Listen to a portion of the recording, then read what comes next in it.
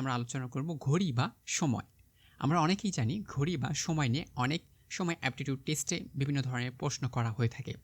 So এখান থেকে যেভাবে প্রশ্ন করা হোক না কেন তুমি যেন খুব সহজে অ্যান্সার করতে পারো সেই টেকনিকগুলো আমি তোমাকে ভালোভাবে বুঝিয়ে দেব, যাতে করে প্রশ্ন যেইভাবে আসুক তুমি যেন খুব সহজে অল্প সময়ের ভেতর এই ঘড়ি থেকে বা সময় থেকে আসা প্রশ্নের উত্তর তুমি দিতে পারো। সো স্টুডেন্ট, দেখতে পাচ্ছ ১ নাম্বার প্রশ্ন। আশা করি তোমাদের কাছে প্রথম স্লাইডটি ভালোভাবে ভিজিবল হয়েছে। সো প্রথমটা দেখো, একটি দেওয়াল ঘড়িতে যখন ৩টা বাজে তখন ঘন্টার কাঁটা যদি পূর্ব দিকে থাকে তবে মিনিটের কাঁটা কোন দিকে থাকবে? আবারও বলছি, একটি ঘড়িতে ৩টি বাজে বা ৩টা বাজছে, তখন যদি ঘন্টার কাঁটা তোমার পূর্ব দিকে থাকে, কোন দিকে? পূর্ব দিকে, তাহলে মিনিটের কাঁটাটা কোন দিকে থাকবে প্রশ্ন কিন্তু বলা হয়েছে, তাই তো? সো তোমাকে এখানে অপশন দেওয়া থাকবে 4টি, তোমাকে এখান থেকে যে কোনো একটিকে ক্লিক করতে হবে। সো তুমি বুঝতেই পারছো পূর্ব দিকে ঘন্টার কাঁটা রয়েছে, মিনিটের কাঁটা তাহলে কোন দিকে থাকবে? সো তোমাকে চিন্তা করতে হবে ফার্স্টলি, সেটি হচ্ছে তোমাকে মনে রাখতে হবে ঘড়িটা আসলে কেমন। সো আমরা জানি ঘড়িটা হচ্ছে একটা সার্কেল। সো সার্কেলের ভিতর আমরা জানি যে কেমন হয়ে থাকে, তাহলে তোমাকে অবশ্যই মাঝখানে একটা বিন্দু তোমাকে নিতে হবে, ঠিক আছে? সো নিলাম, তারপরে তোমাকে এখানে তোমাকে দিতে হবে, বলছে 3টা বাজে, তাহলে আমরা জানি এটা হচ্ছে 12 ঘর, এখানে আমরা 3, এখানে হচ্ছে 9, এখানে হচ্ছে 6। ঘড়ি তো এমনই হয়ে থাকে, তাই না? ওকে, সো এই সোজা হচ্ছে 3টা যেহেতু বাজে, এটা আমরা দিলাম হচ্ছে ঘন্টার কাঁটা, ঠিক আছে? ঘন্টার কাঁটা একটু বেসিক্যালি ছোট হয়ে থাকে, বড় হয়ে গেল। এবং মিনিটের কাঁটা তোমাকে দিতে হবে এইদিকে, ঠিক আছে? সো আমরা ধরে নিলাম মিনিটের কাঁটা আমার এইদিকেই রয়েছে। হ্যাঁ, সো এটা হচ্ছে মিনিটের কাঁটা দিয়ে দিলাম। সো এখন প্রশ্ন হচ্ছে, বলছে ঘন্টার কাঁটা, এই ধরো এটা কিন্তু ঘন্টার কাঁটা। সো ঘন্টার কাঁটা যদি পূর্ব দিকে থাকে তাহলে এটা কি? পূর্ব দিকে বলছে। ঘন্টার কাঁটা কোন দিকে? পূর্ব দিকে। তাহলে মিনিটের কাঁটা কোন দিকে থাকবে? অর্থাৎ সবচেয়ে যে লম্বা কাঁটাটা থাকে সেই কাঁটাটা কোন দিকে থাকবে? সো আমরা জানি, আমরা কি জানি? পূর্ব, আর এই পাশে হচ্ছে কি? পশ্চিম, ঠিক আছে? আমার লেখা একটু ডিস্টার্ব হয়ে যাচ্ছে। পশ্চিম, এটা আমরা কি জানি? উত্তর, আর নিচের দিকে জানি কি? দক্ষিণ, রাইট? ওকে, আমরা কি জানি যে আমরা ভালোভাবেই বুঝতে পারি একটা সার্কেল, বা আমাদের সবসময় মনে রাখতে হয় সেটি হচ্ছে উপরের দিকে হচ্ছে আমাদের উত্তর সাইড, নিচের দিকে দক্ষিণ সাইড, ডান সাইডে হচ্ছে আমার পূর্ব সাইড, বাম সাইডে হচ্ছে আমার পশ্চিম সাইড। সো আমরা সাইডগুলো ভালোভাবে আইডেন্টিফাই করলাম। এখন আমরা বুঝতে পারি যে আমার ঘন্টার কাঁটা বলছে পূর্ব দিকে। সো আমার ঘন্টার কাঁটা বলছে তারা পূর্ব দিকে।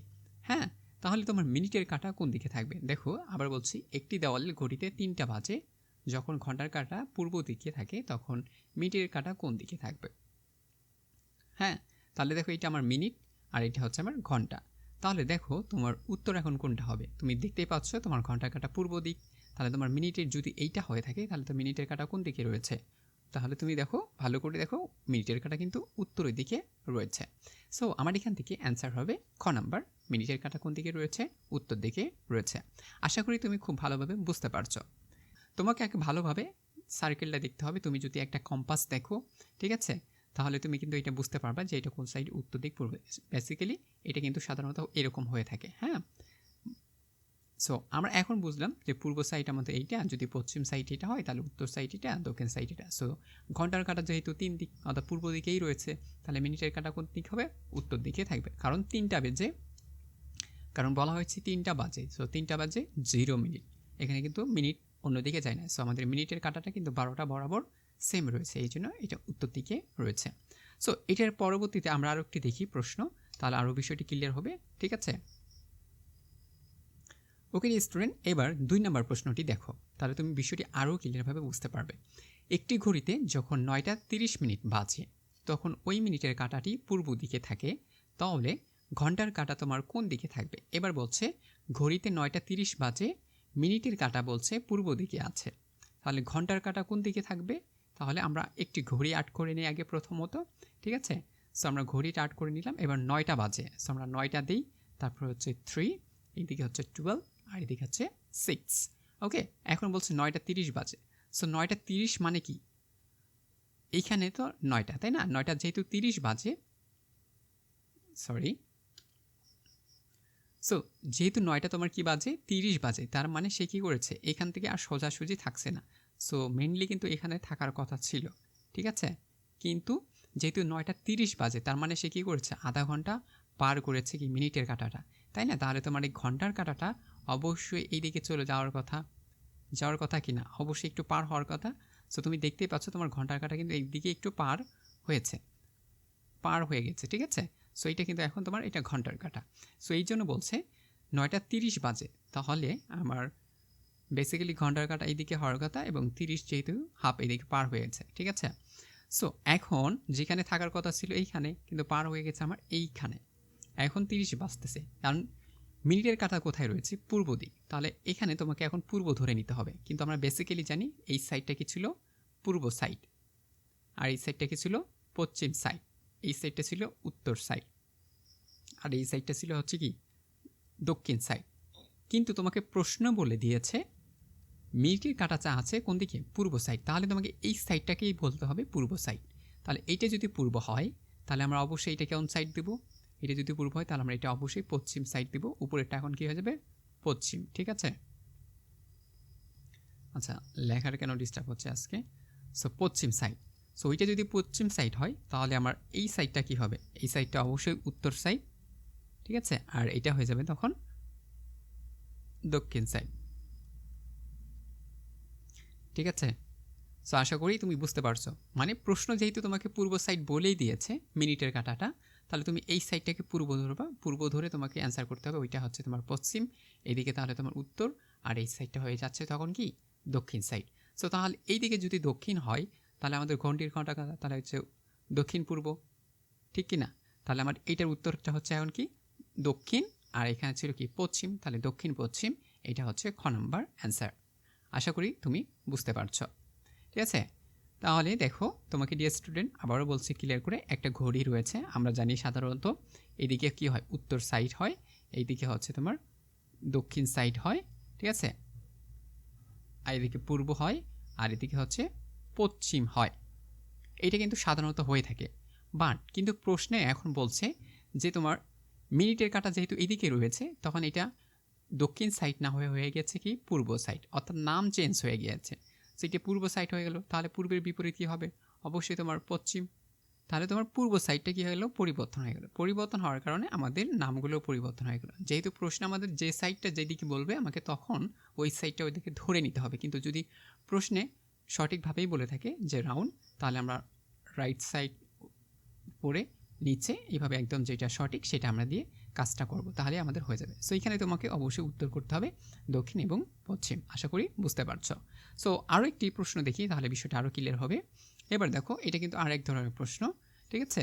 3 নম্বর বলছে 2:30 বাজে, অর্থাৎ 30 মিনিটের সময় ঘড়ির কাঁটা ও মিনিটের কাঁটার মধ্যে কত ডিগ্রি কোণ উৎপন্ন করে। এটা কিন্তু অনেকবার আসে, সো এসে থাকে, এবার আসতে পারে। সো এখন বলছে 2:30 সময় বাজে, সো ঘন্টার কাঁটা ও মিনিটের কাঁটার মধ্যে কত ডিগ্রি কোণ উৎপন্ন করে। বিষয়টা মাথায় রাখবা, তাহলেই হয়ে যাবে, ঠিক আছে?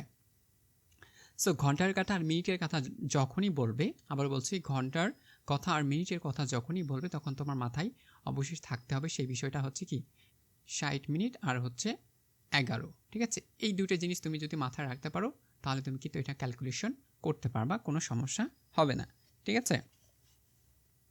ওকে, এবার দেখো বলছে 2:30 সময়, অর্থাৎ কোন ডিগ্রি কত ডিগ্রি কোণ উৎপন্ন করবে। সো একটা ঘড়ি তোমার হচ্ছে 360 ডিগ্রি হয়ে থাকে, ঠিক আছে? কিভাবে হয়ে থাকে এখন একটু খেয়াল করো।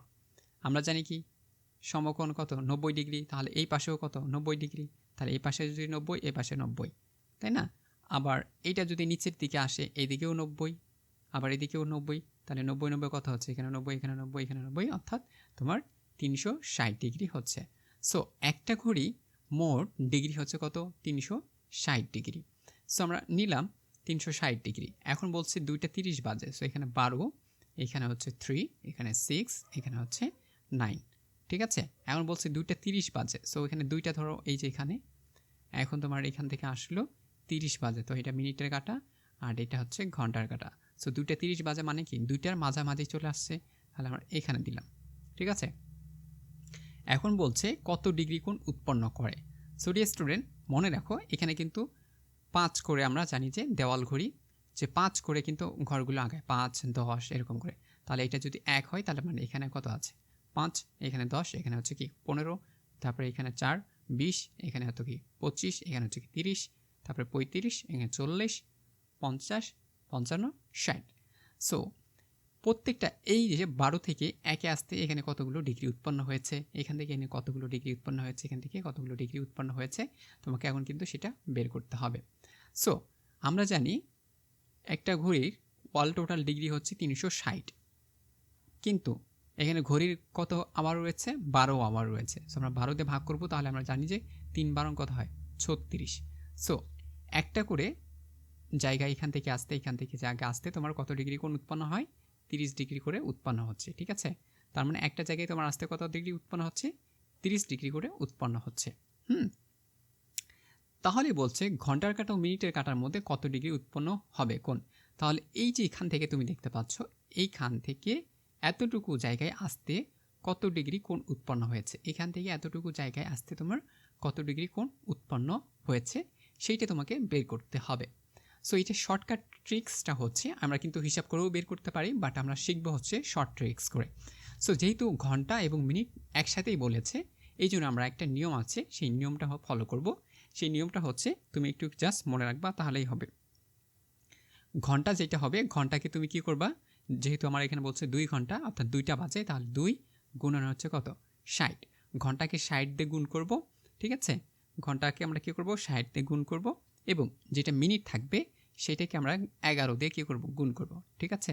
যেটা মিনিট থাকবে সেটাকে আমরা 11 দিয়ে গুণ করব আর বিয়োগ করব মাঝখানে, ঠিক আছে। তারপরে হচ্ছে কি ভাগ 2। সো আমি বিষয়টা আবার ক্লিয়ার করে দিই। 60 এটা হচ্ছে আওয়ার থাকবে, মাইনাস হচ্ছে 11 এটা হচ্ছে মিনিট থাকবে, আর এটা হচ্ছে ভাগ। মেন সূত্রটা হচ্ছে এইটা, যতগুলো ঘন্টা থাকবে তুমি শুধু এখান থেকে গুণ করে দেবা, ঠিক আছে। এখান থেকে গুণ, এখান থেকে গুণ, আর 2 দিয়ে কী করবা ভাগ করবা। সূত্র কিন্তু এইটা, আবার বলছি সূত্র হচ্ছে এইটা। সো এখন দেখো 2 ঘন্টা বলছে, আমরা 2কে কী বলবো 60 দিয়ে গুণ বিয়োগ, তারপরে হচ্ছে 30 মিনিট, ঠিক আছে। তাহলে 30 গুণন হচ্ছে 11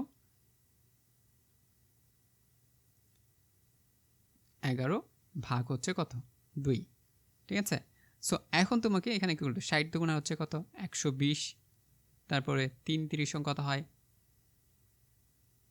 3 30 কত হয় 3 11, তাহলে আমার হচ্ছে 330।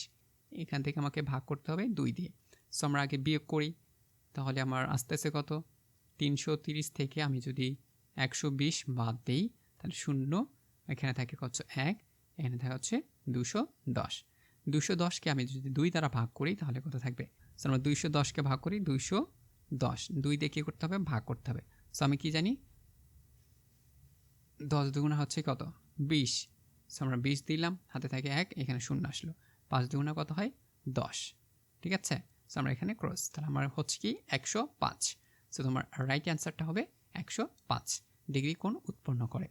আবারও বলছি, ঘন্টা এবং মিনিট যদি চাই প্রশ্নে, তাহলে তোমাকে সূত্রটি প্রয়োগ করতে হবে, সেটা হচ্ছে 6 আওয়ার মাইনাস 11 মিনিট, ঠিক আছে, ভাগ হচ্ছে 2। এইটা সূত্রটা তোমাকে প্রয়োগ করেই অ্যান্সার করতে হবে। সো এখানে ঘন্টাকে তুমি ঘন্টার সাথে গুণ করবা, আর মিনিটকে তুমি 11 দ্বারা গুণ করে 2তে ভাগ করলেই তুমি অ্যান্সারটা পেয়ে যাবা, ঠিক আছে। ওকে ডে স্টুডেন্ট, সো এটাই ছিল তোমার সময় এবং ঘড়ি নিয়ে।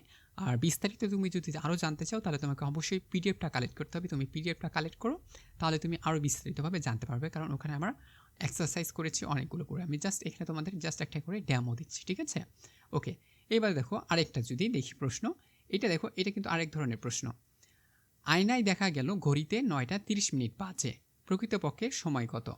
সো তোমাকে আয়নাতে দেখানো হয়েছে ঘন্টা কয়টা 9টা 30 মিনিট বাজে। আমরা জানি যে আয়নার প্রতিবিম্ব হচ্ছে কি বিকল্প দেখায়, অর্থাৎ তুমি যেটা আছো তার বিপরীত কোনো কিছু দেখায়। সো তুমি আয়নায় দেখতে পেয়েছো 9টা 30 বাজে, তাহলে তোমার প্রকৃত সময় আসলে কতটা, এটা তোমাকে এখন বের করতে হবে, ঠিক আছে। প্রকৃত সময় কতটা সেটা তোমাকে কী করতে হবে বের করতে হবে। সো এই ক্ষেত্রে তোমাকে একটা বিষয় মনে রাখতে হবে, সূত্র মনে রাখতে হবে, সেটি হচ্ছে 11 থেকে তুমি কি করবা 11 গুণন 60, এখান থেকে তোমার কী করবা বিয়োগ করে দেবা, ঠিক আছে। তাহলেই তোমার কিন্তু এখানে হয়ে যাবে। এই সূত্রটা শুধু মনে রাখবা। যদি আয়না থাকে, আয়না কথাটি যদি প্রশ্নে থাকে তাহলে তুমি এখানে প্রয়োগ করবা, আর আগে আমরা যেটা শিখলাম সেটি হচ্ছে ঘন্টা এবং মিনিট যদি থাকে তাহলে আমরা কী করব 6 আওয়ার মাইনাস 11 মিনিট ভাগ হচ্ছে 2। এটা যদি ঘন্টা প্লাস মিনিট কথাটি থাকে তখন এই সূত্র প্রয়োগ করব। আর যদি আয়না কথাটি থাকে তাহলে আমরা এই সূত্রটি কী করব, প্রয়োগ করব। তাহলে আমার এখানে দেওয়া আছে কত, 9টা 30 মিনিট। তাহলে আমরা এখানে 9 গুণন অর্থাৎ ইনস্টু 30। সো এখানে আমরা কী করব, বিয়োগ করে দেব। ঠিক আছে, বিয়োগ করলে আমরা দেখো কত পাচ্ছি, 30 আর 9 10 11, সো হচ্ছে 2। তাহলে আমাদের এখানে প্রশ্নের আনসার হচ্ছে 2টা 30, এই যে এইটা। ঠিক আছে, দেখো ডিয়ার স্টুডেন্ট, যদি আয়নায় প্রশ্ন করা হয় তাহলে তুমি জাস্ট 11 ইনস্টু 60 থেকে তুমি কি করবা, যে প্রশ্নে যতগুলো থাকবে এখানে 9টা 30 আছে, তুমি এখান থেকে 9টা 30কে কী করবা, বিয়োগ করবা। যদি 10টা থাকে 10টা 30 থেকে বিয়োগ, যদি একটা থাকে একটা 30 থেকে, মানে যত প্রশ্নে থাকবে তত সংখ্যা তুমি ওইখান থেকে কী করে দেবা, বিয়োগ করে দেবা। তাহলে তোমার অ্যান্সার কিন্তু হয়ে যাবে। তাহলে আমার প্রকৃত সময়টা হচ্ছে 2টা 30 বাজে। তাহলে তুমি 2টা 30 তোমার প্রকৃত সময়, কিন্তু তুমি সেটা আয়নায় দেখতে পেয়েছো কয়টা, 9টা 30। ডিয়ার স্টুডেন্ট, আশা করি তুমি বুঝতে পারছো। এবার চলো আমরা অন্য আরেকটি সিরিজের অঙ্ক দেখি কি রয়েছে। ডিয়ার স্টুডেন্ট, এবার আমরা কিন্তু সংখ্যাবাচক সংখ্যা দেখব। ঠিক আছে, এই সংখ্যাবাচক অঙ্কগুলো বা ট্রিক্সগুলো তুমি কিভাবে সলভ করবে, এখানে কিন্তু অনেকটা মেধা তোমাকে খরচ করতে হবে বা তোমাকে চিন্তা করতে হবে। বাট এখানে তেমন কোনো কিছু নেই, আমি তোমাকে কয়েকটি টিপস দিব, এই টিপসে তুমি ফলো করবে। বা তুমি প্রথম যখন এই অঙ্কগুলো দেখবে বা এই ধরনের অঙ্ক দেখবে, তুমি জাস্ট মাথায় 5 থেকে 6টা প্রশ্ন করবে, যেই প্রশ্নের সাথে এই অ্যান্সারগুলো মিলবে তুমি সেইটাই দিয়ে আর কি সেই টেকনিক অবলম্বন করে বাকি অংশগুলো মিলানোর চেষ্টা করবা, তাহলেই হয়ে যাবে। সো সেই ট্রিক্সগুলো আমি তোমাকে এখন বলছি, জাস্ট একটু রিমাইন্ড করে নিও। দেখো ডিয়ার স্টুডেন্ট, প্রথম যখন তুমি এই ধরনের প্রশ্ন দেখতে পাবা, তোমার মাথায় রাখতে হবে কয়টা জিনিস। জাস্ট কয়েকটা জিনিস তুমি যদি মাথায় রাখো তাহলে হবে। এই কয়টা জিনিসের ভিতর হচ্ছে প্রাইম নাম্বার। 1 নাম্বার কী হবে, প্রাইম, সেটা হচ্ছে প্রাইম নাম্বার, মানে হচ্ছে কি মৌলিক সংখ্যা। অর্থাৎ এখানে মৌলিক সংখ্যা ব্যবহার করা হয়েছে কিনা বিষয়টি তুমি আগে ভালোভাবে আইডেন্টিফাই করবে। যদি মৌলিক সংখ্যা ব্যবহার করে এগুলো মিলানো হয়ে থাকে তাহলে বুঝতে পারবে তোমাকে মৌলিক সংখ্যা ব্যবহার করে এটাও মিলাতে হবে। যদি মৌলিক সংখ্যা ব্যবহার না করে এটা মিলানো না হয়ে থাকে, ঠিক আছে, প্রথম খেয়াল করবা, দেখো যে 6 আর 18 কীভাবে হয়েছে। এই দুটা যেভাবে হয়েছে, যে পদ্ধতি অবলম্বন করা হয়েছে, যে উপায় অবলম্বন করা হয়েছে, ঠিক একই উপায় এখানে অবলম্বন করতে হবে। যদি এখানে গুণ ভাগ করা হয় তাহলে তোমাকে এখানে গুণ ভাগ করতে হবে, যদি এখানে যোগ বিয়োগ করা হয় তাহলে এখানে যোগ বিয়োগ করতে হবে। ঠিক আছে, সো এই সিস্টেমটা হচ্ছে এটা। তার মানে প্রথমে যা করা হবে দ্বিতীয়তেও তোমাকে তাই করতে হবে। সো তুমি এখন দেখো, এখানে তুমি আগে খেয়াল করবা যে এটা প্রাইম নাম্বার কিনা। প্রাইম বলতে মৌলিক সংখ্যা। মৌলিক সংখ্যা আমরা কি জানি, 2 3 5 7 9, সরি 9 না, 7 11, ঠিক আছে, 13, এই যেগুলো কিন্তু মৌলিক নাম্বার। অর্থাৎ যেই সংখ্যাটা ওই সংখ্যা এবং 1 দ্বারা ছাড়া কোনো সংখ্যা দ্বারা কী করবে না, ভাগ যাবে না, ওইটাকে আমরা মৌলিক সংখ্যা বলে থাকি। সো এই মৌলিক সংখ্যা দেখি এগুলো কি যাচ্ছে কিনা সেটা আগে খেয়াল করবা। তারপরে 2 নাম্বার তুমি সেটা খেয়াল করবা, সেটা হচ্ছে স্কোয়ার। আবারও বলছি, সেটা হচ্ছে কি স্কোয়ার খেয়াল করবা। ঠিক আছে, এটা কোনো একটা স্কোয়ার দেয়, সেটা কি স্কোয়ার কিনা। ঠিক আছে, তারপর তুমি যখন খেয়াল করবে যে এটা স্কোয়ারতে মিলছে কিনা, অর্থাৎ স্কোয়ার করে মিলছে কিনা, তারপরে যদি না মিলে তারপরে তুমি সেটাকে কী করবা, কিউব দেখবা। ঠিক আছে, কিউব দেখবা। তারপরে যদি কিউব করে যদি না মিলে তাহলে তুমি সেটা কি করবা, দেখবা সেটা হচ্ছে অবশ্যই ভাগ করে দেখবা যে ভাগ করে মিলতেছে কিনা। যদি ভাগ করে না মিলে তুমি সেটা কি দেখবা যে যোগ করে মিলতেছে কিনা। যোগ করে যদি না মিলে তুমি সেটাকে দেখবা যে গুণ করে মিলতেছে কিনা। গুণ করেও যদি না মিলে তুমি শেষে বিয়োগ করে দেখবা যে মিলতেছে কিনা। অর্থাৎ এই যে 60টি কথা আমি তোমাকে বললাম, এটা নোট করে রাখো। এই 60টি কথা তুমি জাস্ট এই ধরনের অঙ্কগুলো যদি দেখতে পাও তখন তুমি জাস্ট প্রয়োগ করবা ধাপে ধাপে, যে এইটা আগে দেখবা তারপরে দেন এগুলোভাবে তুমি দেখে আর কি মিলানোর চেষ্টা করো। এই কয়টা ধাপ যদি তুমি মাথায় রাখতে পারো তাহলে তোমার এই সংখ্যাবাচক বা এই ধরনের প্রশ্ন তোমার কাছে কঠিন বলে মনে হবে না। ঠিক আছে ডিয়ার স্টুডেন্ট, তাহলে দেখো বলছে কি কিভাবে মিলছে, অর্থাৎ 6 থেকে 18 কিভাবে হয়েছে। ঠিক আছে, 6 অনুপাত 18 অনুপাত 18 অনুপাত কত, তাহলে এখান থেকে আমাকে খেয়াল করতে হবে এই প্রথমটা আসলে কিভাবে মিলানো হয়েছে বা কিভাবে নিয়ে আসা হয়েছে। সো আমরা বেসিকভাবে বুঝতে পারি 6 3 6 কী হবে 18। হ্যাঁ, দেখো তুমি বুঝতে পারছো 3 6 কী হবে 18। আচ্ছা ডিয়ার স্টুডেন্ট, 3 6 যদি 18 হয় তাহলে এই 18-র সাথে আমি যদি 3 গুণ করি তাহলে কত হবে, তাহলে অবশ্যই বেশি হবে। যেমন 3 আসতে কত হয় 24, সাথে থাকে 2, 3 ওকে 3 আর 2 কত হয় 5, অর্থাৎ 54 হওয়ার কথা। বাট আমার এই যে নৈবেতিক অপশনে 54 কি আছে? না স্যার। তাহলে তোমার যেহেতু 54 নাই, তাহলে তোমার এই ট্রিক্সটা কি হচ্ছে না? হচ্ছে না। তাহলে তোমাকে কি করতে হবে? উপায়টা পরিবর্তন করতে হবে, বা তোমার যে টেকনিকটা রয়েছে সেটা কি করতে হবে? পরিবর্তন করতে হবে। তাহলে তোমাকে মাথায় মাথায় কি করতে হবে? খেয়াল করতে হবে। দেখুন আমি কি করলাম?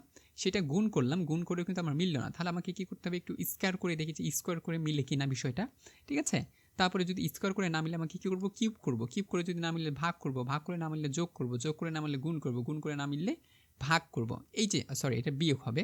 সো বিয়োগ করব। এইভাবে এগুলো দেখে দেখে আমরা কী করব? বাকি অংশগুলো কাজ করার চেষ্টা করব। সো এখন আমরা দেখি যে আমাদের মিললে কিনা। ঠিক আছে? সো স্টুডেন্ট, আমি যদি এখানে 6কে কী করি? স্কোয়ার করি। 6কে স্কোয়ার করলে কী হয়? 6 6 36, সরি। সো 6 6 কী হয়? 36, তাই না? আচ্ছা, এই সংখ্যাটা 18 কীভাবে হলো বা কেমনে আসলো বিষয়টা যদি আমরা মাথায় নেই, তাহলে কিন্তু আরও আমাদের কাছে বিষয়টা ক্লিয়ার হয়ে যাবে। ঠিক আছে? এবার খেয়াল করো তো, সরি, 3 গুণন 6, 3 6 কী হয়? 18। তাহলে কি এইবার উপায়টা দেখো মিলতেছে কিনা, আমরা এই টিকটা একটু খেয়াল করি। আমরা তো প্রথমে গুণ করলাম, গুণ করলে আমরা 18 পেয়েছিলাম, কিন্তু দ্বিতীয়বার যখন আমরা দ্বিতীয় ধাপে গেলাম তখন কিন্তু আমরা আর পাচ্ছি না, কারণ আমাদের 54 অপশনে নেই। তার মানে প্রথম টেক্সটটা আমরা পারিনি। এবার আমরা দ্বিতীয় কী করলাম? স্কোয়ার করেছি, স্কোয়ার করলাম। সো 36 হচ্ছে, তাহলে আমার এখানে 36 নাই। সো এই 18টাকে মিলানোর জন্য আমরা কী করলাম? আবার এই 36টাকে আলাদা আলাদা করে কী করলাম? গুণ করলাম, অর্থাৎ 3 গুণন 6কে করলাম 18। সো আমি দেখলাম যে আমার মিলে যাচ্ছে, তাই না? যেহেতু মিলে যাচ্ছে, এই ট্রিক্সটা আমি কি এবার দ্বিতীয় অপশনে কি প্রয়োগ করতে পারি কিনা? অবশ্যই প্রয়োগ করতে পারি। তাহলে আমি 18কে যদি স্কোয়ার করি, স্কোয়ার বলতে আমাদের বোঝাচ্ছে 2টা 18 হবে। তাহলে আমি এখানে 2টা 18 দিলাম। এইটা 18 গুণ করলে আমার যা আসবে সেইটা আমাকে এখানে কি করতে হবে? লিখতে হবে। ঠিক আছে? সো আমরা যদি স্কোয়ার করি, স্কোয়ার করলে আমাদের আসবে কত? সেটা একটু দেখো। আসতেছে হচ্ছে 324। তুমি যদি 18কে 18 দ্বারা গুণ করো, তাহলে তোমার কত আসবে? 324 আসবে। ঠিক আছে? এখন স্টুডেন্ট 324, কিন্তু আমার এখানে অপশনে তো 324 নাই।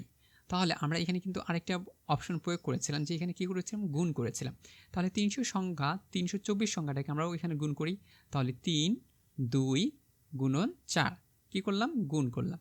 গুণ করে কী কত হয় দেখি? 3 দুগুণা কত হয়? 6, 6 4-এ কত হয়? 24। আবার খেয়াল করো, এই যে 3 গুণন 2 গুণন 4, দেখো 3 গুণন 2 গুণন 4 করে আমরা কী করেছি? 24 মিলিয়েছি। তাহলে আমাদের এখানে হচ্ছে কি? 24। এখন আমরা অপশনে খেয়াল করে দেখি যে আমার 24 আছে কি না? অবশ্যই আছে, তাহলে 24 রাইট। সো ডিয়ার স্টুডেন্ট, তাহলে আমরা কি বুঝতে পারলাম? প্রথমে আমরা স্কোয়ার করলাম, স্কোয়ার করে আমরা পাচ্ছি হতে কত? 36, অর্থাৎ এই সংখ্যাটাকে আমরা কী করলাম? আবার গুণ করলাম। ঠিক আছে? আমরা কী করলাম? আবার গুণ করলাম। তারপরে আমরা কিন্তু বাকি অংশটুকু মিলাইতে পারছি। তার মানে আগে আমরা স্কোয়ার করলাম, তারপরে গুণ করেছি, তারপরে আমরা কী করেছি? মিলাইছি।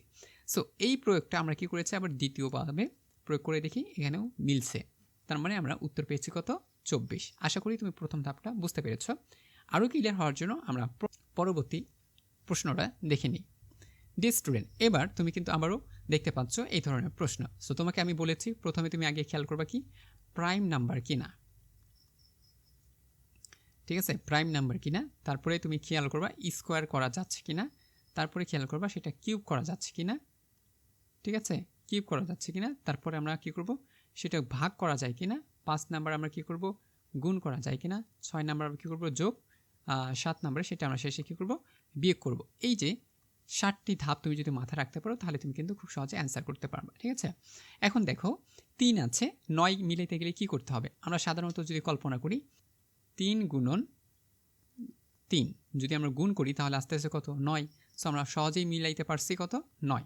কিন্তু এই প্রয়োগটা যদি আমি এখন এখানে করি, তাহলে আমার 5 গুণন কত দিতে হবে? 3। তাহলে 3 5 কত? 15 প্রয়োগ করলাম, কিন্তু আমার এখানে কি অপশনে 15 আছে? 15 নেই। তাহলে আমাকে কী করতে হবে? বিষয়টা দেখো, আমরা অনুপাতের অঙ্ক মানে জানি কি? সমপরিমাণ সংখ্যা দ্বারা দুইটিকে কী করতে হয়? গুণ করতে হয়।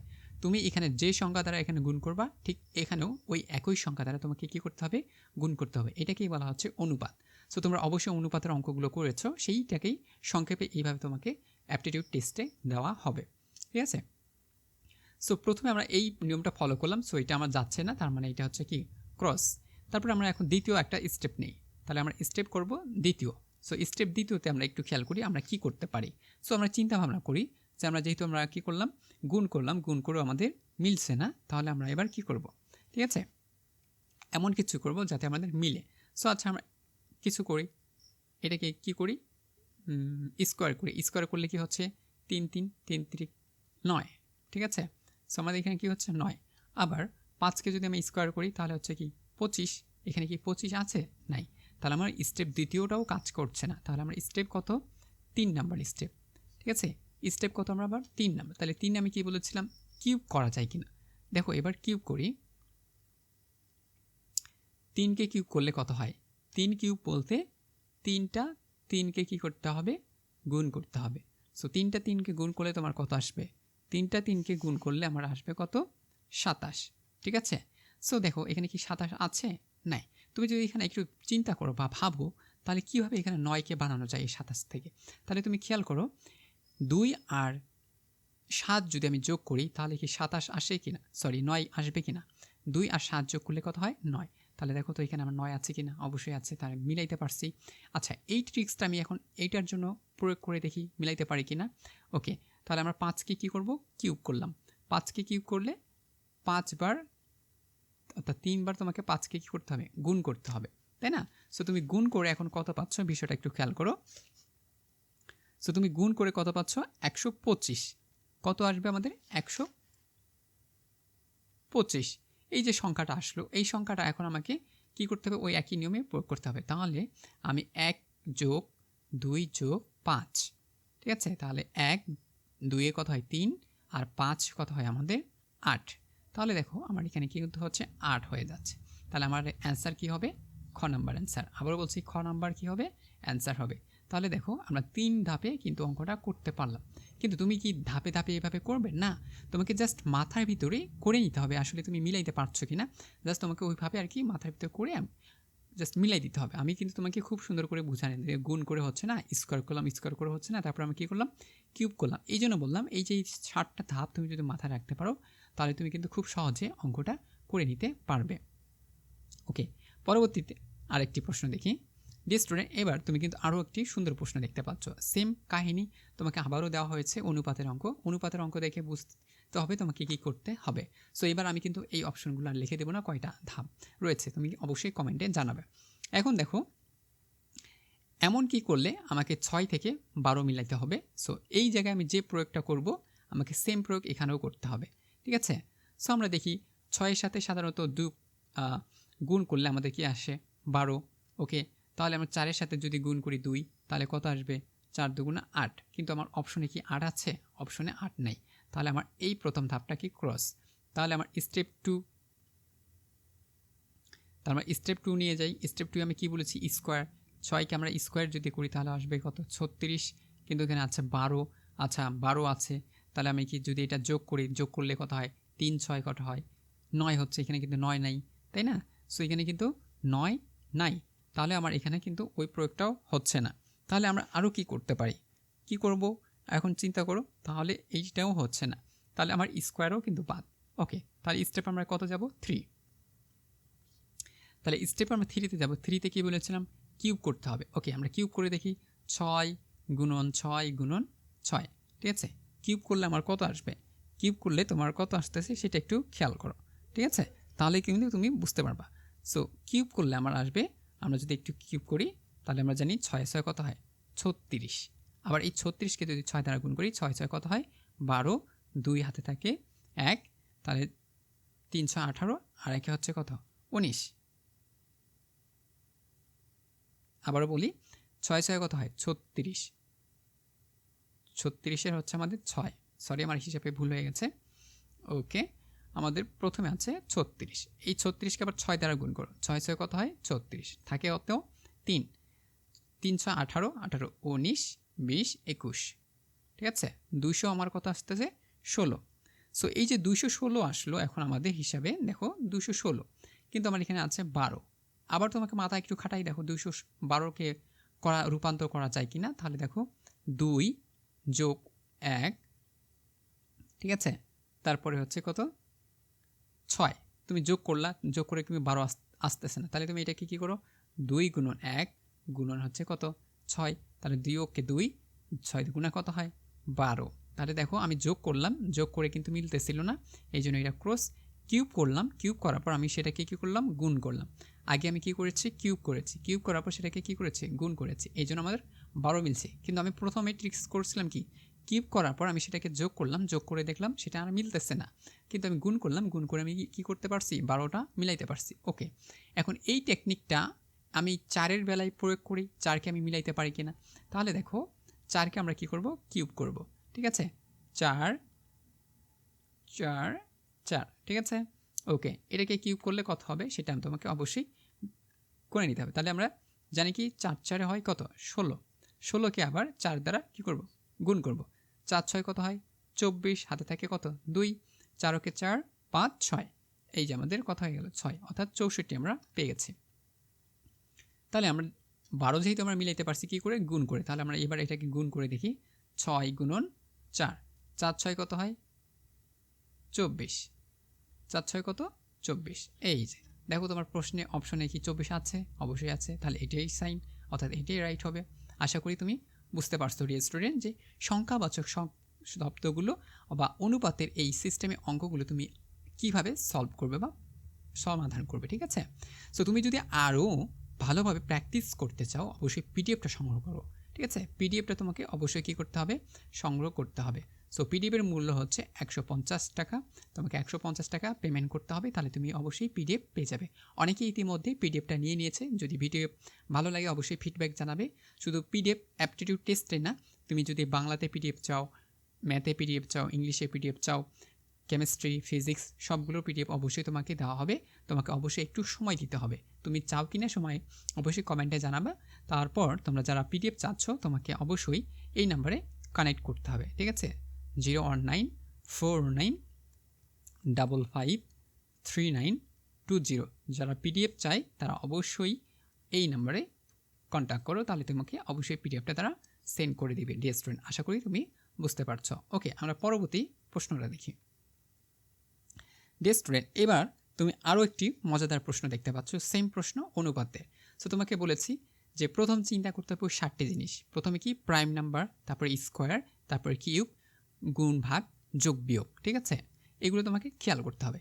সো 18 থেকে 9 কীভাবে আসলো, তাহলে তোমাকে কি করতে হবে, আমরা সাধারণত বুদ্ধি করে দেখি যে 9 দুগুণে কী হয় 18, আমরা কী করলাম, এটাকে ভাগ করলাম। তাহলে আমি 12কে যদি ভাগ করি 2 দ্বারা 6, কিন্তু আমার অপশনে কি 6 আছে কোথাও, অপশনে কোথাও 6 নাই। তাহলে আমাকে কী করতে হবে, অবশ্যই আমাকে সেটা কী করতে হবে, এখন স্কোয়ার করতে হবে। সো আমি যদি স্কোয়ার করি তাহলে আমার স্কোয়ার করাটা দেখি আমরা যে স্কোয়ার করলে মিলতেছে কিনা, ঠিক আছে। ওকে স্টুডেন্ট, আমরা এখন কী করব, স্কোয়ার করব। সো স্কোয়ার করা মানে হচ্ছে কি 2 বার 18টাকে কী করতে হবে, গুণ করতে হবে, ঠিক আছে। সো 2 বার 18টাকে গুণ করলে আমি কত পাচ্ছি, সেটি হচ্ছে হিসাব করি, আমরা গুণ করেই দিই তাহলেই বুঝতে পারবো। 28 কত হয়, 28 কত হচ্ছে আমাদের 64, 4 হাতে থাকে কত 6, তাই না। তার 8কে 8 আর 6 কত হয়, তাহলে আমার 8 আর 6 কত হচ্ছে 12, তার 14। ওকে, 14 রাখি ক্রস, তারপরে হচ্ছে 8কে 8 আর হচ্ছে 1কে 1, তাহলে আমার হচ্ছে 6 12 2 2 আর রাখি হচ্ছে কত 3, তাহলে আমরা পাচ্ছি কত 324। সো আমরা পেয়ে গেলাম 18কে স্কোয়ার করলে 324, তাই না। কিন্তু আমার এখানে আছে কি 9, এখন 9টাকে মিলানোর জন্য আমাকে এই 324কে কী করতে হবে, দেখো যোগ করে যায় কিনা, বিয়োগ করে যায় কিনা, ভাগ করে যাচ্ছে কিনা, গুণ করে যাচ্ছে কিনা, বিষয়টি একটু খেয়াল করো। সো আমরা এখন দেখি। Okay dear student, sorry. So dear student, 3 যোগ 2 যোগ 4, এইভাবে যদি আমরা হিসাব করি তাহলে দেখো 3 যোগ কত হয় 5, 6 7 8 9, তাহলে দেখো 3 দিয়ে হয় কত 5, 5-এর সাথে 4 যোগ করলে কত হচ্ছে 9। তাহলে আমরা কি করব, স্কোয়ার করব, স্কোয়ার করার পর কি করব, যোগ করব। এই টেকনিকের মাধ্যমে আমরা এটা কী করতে পারছি, মিলাইতে পারছি। এখন এইটা দেখি যে এই টেকনিক ফলো করে আমার অপশনগুলোর সাথে কোনোভাবে মিলে কিনা, ঠিক আছে। তাহলে আমরা 12কে স্কোয়ার করি, 12কে স্কোয়ার করলে কত হবে, 12কে 2 বার গুণ করতে হবে, ঠিক আছে। তাহলে আমরা এখানে একটু গুণ করে নিই, 2 দিয়ে কত হয় 4, 2কে 2, ঠিক আছে। ওকে ক্রস, 2কে 2, 1কে 1, তাহলে 4 2 4 1 144 হচ্ছে। সো আমরা 12কে স্কোয়ার করলাম, আমাদের কত আসতেছে 144। সো 144কে আমরা কী করতে হবে এখন? যোগ করতে হবে। তাহলে 1 যোগ 4 যোগ 4, ঠিক আছে? তাহলে 5 আর 4 কত হচ্ছে 9। সো এখানেও হবে আমার কি 9। সো আমার রাইট অপশন কি হচ্ছে 9। সো এইখানে তুমি ক্লিক করে দেবা। আশা করি তুমি এই অনুপাতের বা সংখ্যাবাচক যে প্রশ্নগুলো রয়েছে তুমি খুব সহজে সলভ করতে পারবা। আরও প্র্যাকটিস করতে চাইলে পিডিএফটা সংগ্রহ করো স্টুডেন্ট। আর নতুন হয়ে থাকলে চ্যানেলটি অবশ্যই সাবস্ক্রাইব করে দাও এমন মজার মজার ভিডিও পাওয়ার জন্য। সো পরবর্তী প্রশ্নটা আমরা এখন একটু দেখি। ডিয়ার স্টুডেন্ট, এইবার আমরা দেখব সেটি হচ্ছে রক্তের সম্পর্ক নিয়ে। রক্তের সম্পর্ক অর্থাৎ আত্মীয় সম্পর্ক, এইগুলো প্রশ্ন কিন্তু অনেকবার এসে থাকে। সো তোমাদের এমন অ্যাপটিটিউড টেস্টটা হতে পারে বা আসতে পারে। সো এমন প্রশ্ন যদি তোমাকে করা হয়, ঠিক আছে, তাহলে তুমি কীভাবে রিপ্লাই করবে বা অ্যান্সার করবে সেই টেকনিকগুলো আমরা একটু ভালোভাবে খেয়াল করব। সো রক্তের সম্পর্ক আসুক বা আত্মীয় স্বজন আসুক, তোমাকে কয়টি বিষয় মাথায় রাখতে হবে সেগুলো একটু বলার চেষ্টা করি, তুমি জাস্ট লিখে নিও, ঠিক আছে? দেখো ডিয়ার স্টুডেন্ট, এই ধরনের অঙ্ক যদি তোমাকে বলা হয় বা করতে দেওয়া হয়, তাহলে তুমি জাস্ট একটা মাথায় রাখবা, নোট করে নাও, এই কথাগুলো অবশ্যই মাথায় রাখো, তাহলে তুমি কিন্তু খুব সহজে সলভ করতে পারবা। অর্থাৎ তোমাকে জেনারেশন ভাগ করতে হবে। সো প্রথম জেনারেশন তোমাকে কী করতে হবে? প্রথম জেনারেশন সেটা হচ্ছে তোমাকে কী করতে হবে? দাদা দাদি, ঠিক আছে, অর্থাৎ যারা রয়েছে, তারপর আমরা এটাও দিতে পারি নানা নানি, ঠিক আছে? সো দাদা দাদি নানা নানি, এটা হচ্ছে আমাদের প্রথম জেনারেশন। তারপরে দ্বিতীয় জেনারেশন আমরা কাকে রাখবো? সেটা হচ্ছে বাবা মাকে রাখতে পারি। তারপরে হচ্ছে খালা খালু মামা, ঠিক আছে, মামি, এই যে এগুলো আমরা দ্বিতীয় অপশনে রাখতে পারি। তৃতীয় অপশন কি? Third person. থার্ড পার্সন কারা হয়? আমি, আমরা, ঠিক আছে, সে, তুমি, এই যে এইভাবে ভাগ করে নেবা। তারপরে হচ্ছে চতুর্থ ধাপে থাকবে কে? এখানে থাকতে পারে ভাগ্নে, ঠিক আছে, ভাতিজি,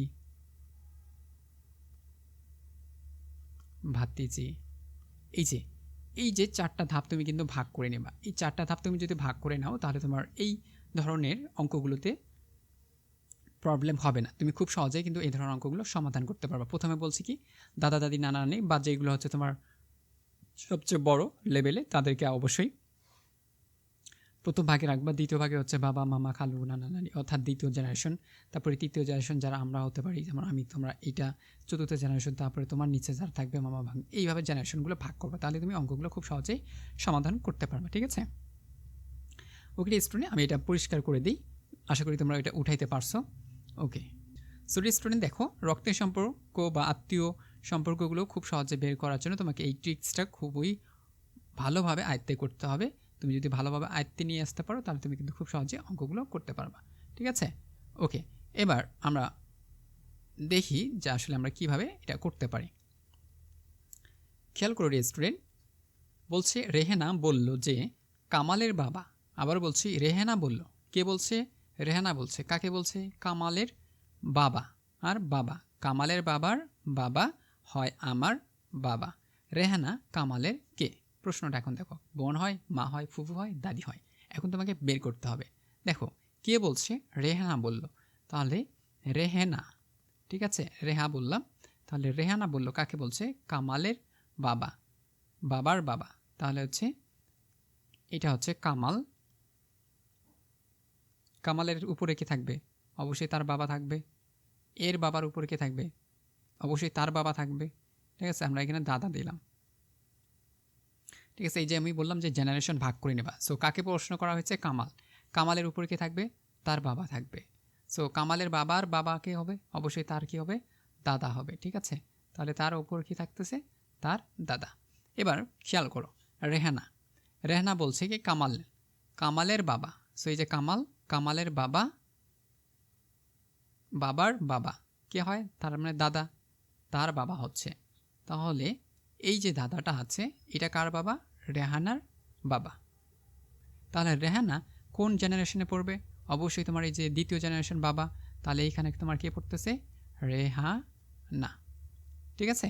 কারণ এইটা তো ফার্স্ট জেনারেশন, দাদা দাদের নানা নানি, আর বাবা মামা ফুফু ফাপি যেভাবেই আছে সেটা তোমাকে কী করতে হবে? এই জেনারেশনে দিতে হবে, তাই না? তাহলে এই জেনারেশনে পড়লে কি হচ্ছে রেহানা, রেহানা তাহলে বাবার সাথে, তার মানে আমার বাবার বন্ধু, সরি বোন হচ্ছে। তাহলে কামালের কি হবে? কামালের কি হবে?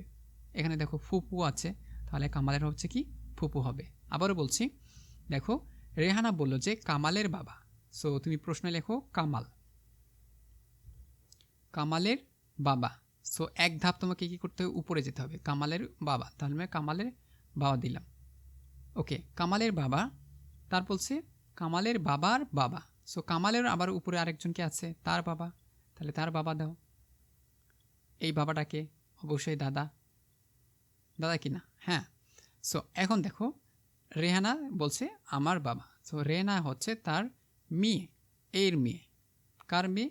এই যে এর মেয়ে, তো এটা হচ্ছে কি রেহানা। তো রেহানাকে যে কামালের বাবা, তাহলে রেহানা তারই বোন, তাহলে একই জেনারেশন হবে কি না? অবশ্যই একই জেনারেশন। তাহলে কামালের কী হবে? তাহলে তার কামালের কী হবে? ফুফু হবে। আশা করি তুমি বুঝতে পারছো। ওকে, নেক্সট প্রশ্নটা আমরা দেখি। এবার দেখো একটি প্রশ্ন খুব সুন্দর। একজন মহিলা একজন পুরুষকে ইঙ্গিত করে বলল, একজন মহিলা একজন পুরুষকে ইঙ্গিত করে বলল যে ওই পুরুষের পিতা হলো আমার শ্বশুর, পুরুষটির সাথে মহিলাটার সম্পর্ক কী? তাহলে তুমি যদি পারো অবশ্যই কমেন্টে জানিয়ে দিবি ডিয়ার স্টুডেন্ট 10 নম্বর কী হবে। সো এখন দেখো একজন মহিলা, সো ধরো এখানে একজন মহিলা দিলাম, ঠিক আছে? আমি কি করছি, জেনারেশন কিন্তু আগে ভাগ করে নিবা, ঠিক আছে? মনে মনে জেনারেশন ভাগ করবা। সো এইটা দেখো একজন মহিলা কাকে বলছে? একজন পুরুষকে বলছে, পুরুষ।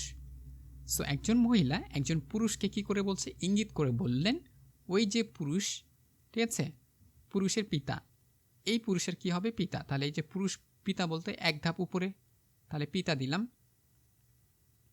ঠিক আছে? পিতা বলতে এক ধাপ উপরে, পুরুষের পিতা হলো আমার শ্বশুর। এই যে পুরুষের পিতা, এই পিতাটা কার শ্বশুর? এই মহিলাটার কি শ্বশুর, ঠিক আছে? তাহলে এই মহিলাটার কি হয়? শ্বশুর। তাহলে পুরুষটির সাথে মহিলাটির সম্পর্ক কি? এখানে অপশনে কি আছে? পিতা, পুত্র, স্বামী, ভাই।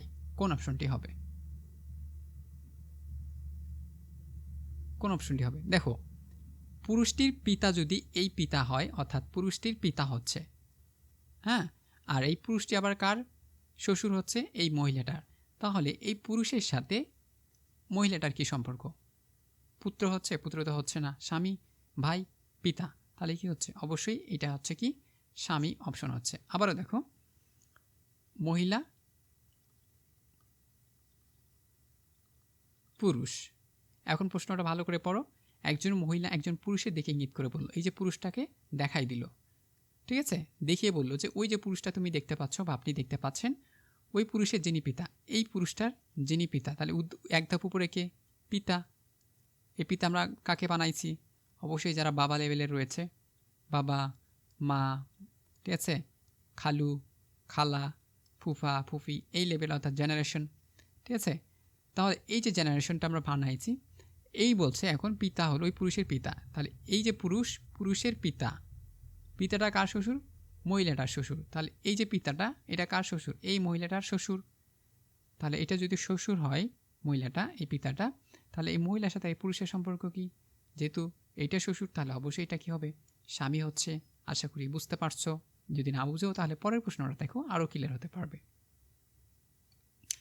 এবার দেখো আরও একটা সুন্দর প্রশ্ন, 11 নম্বর। যদি তোমরা পারো অবশ্যই কমেন্টে রিপ্লাই করবে, ঠিক আছে?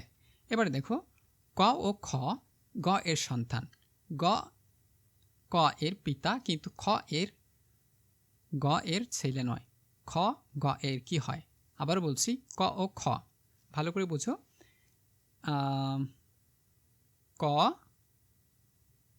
আর হচ্ছে খ, ক আর খ হচ্ছে গ এর সন্তান। তাহলে ক আর খ দিলাম, এই যে ক আর খ দিলাম, তাহলে এটা কি?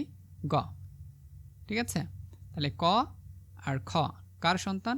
এই যে গ, গ এর সন্তান, ঠিক আছে? তাহলে ক আর খ হচ্ছে কি? গ এর সন্তান। ওকে, এবার দেখো, গ ক এর পিতা, এই গটা হচ্ছে কি? ক এর পিতা। তাহলে এই ক এর পিতাকে গ,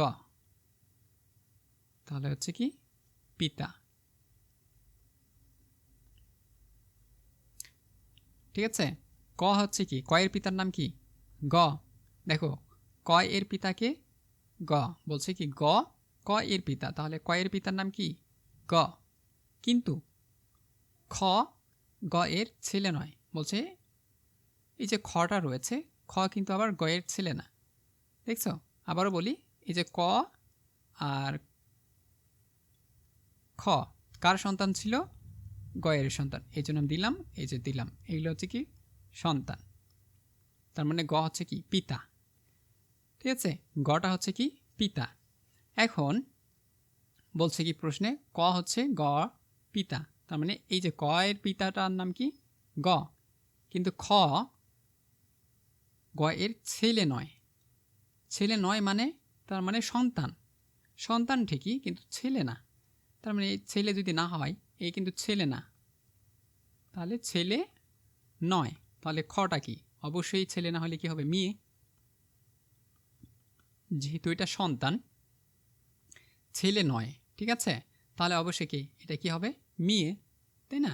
যেহেতু ক আর খ গ এর সন্তান, ক খ কার সন্তান গ সন্তান, কিন্তু এইটার পিতা হচ্ছে গ, কিন্তু খটা হচ্ছে ছেলে নয়, তাহলে কি অবশ্যই মেয়ে হবে। সো এখানে কি হচ্ছে, তাহলে খ ও গ এর কি হয়, খ গ এর কি হয়, তাহলে অবশ্যই পিতা হবে। ঠিক আছে, তাহলে কি হবে, অবশ্যই পিতা হবে, কারণ ক আর খ দুটোই তো তার সন্তান। ঠিক আছে, তাহলে খ গ এর কি হয়, সরি এখানে অপশনে তোমার মেয়ে হবে, সরি এখানে মেয়ে হওয়ার কথা, পিতা না। পিতা তো তোমাকে আগেই বলে দিয়েছে, এখানে মেয়ে হবে, কারণ যেহেতু ছেলে বলছে ছেলে নয়। ঠিক আছে, তার মানে কি অবশ্যই মেয়ে। কেন মেয়ে হবে, কারণ আগেই প্রথমে বলে দিয়েছে সন্তান, গয়ের দুইটা সন্তান ছিল, একটার নাম ক, একটার নাম হচ্ছে খ। সো ক যদি গয়ের সন্তান হয় তাহলে খ গয়ের সন্তান, কিন্তু বলা হয়েছে গ হচ্ছে কয়ের পিতা, কিন্তু ক্ষয়ের পিতা কি না সেটা তো আমরা জানি, কিন্তু বলছে যে খটা ছেলে নয়, তার মানে খটা ছেলে না, তার মানে এটা কে অবশ্যই মেয়ে। এই জন্য এটা বলা হয়েছে যে খ আর গয়ের সাথে এর সম্পর্ক কি, অবশ্যই তাহলে মেয়ে সম্পর্ক। ঠিক আছে, আশা করি তুমি বুঝতে পারছো।